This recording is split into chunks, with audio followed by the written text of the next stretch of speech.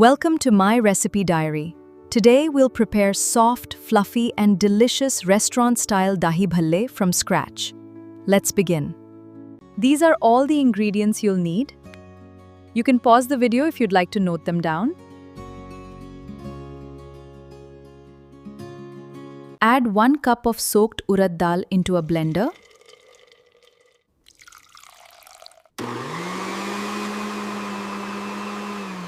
Carefully drop small portions of batter into medium hot oil and fry until beautifully golden. Soak the fried bhallay in warm water for 10 minutes so they become soft. Take 2 cups of fresh yogurt.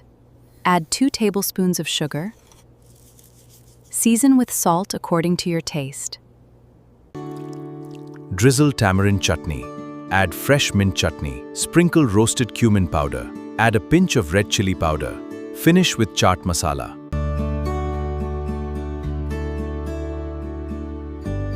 Your delicious restaurant-style Dahi Bhallay are now ready to enjoy. Thank you for watching. Subscribe to my recipe diary for more easy, homemade, and delicious recipes. See you in the next recipe.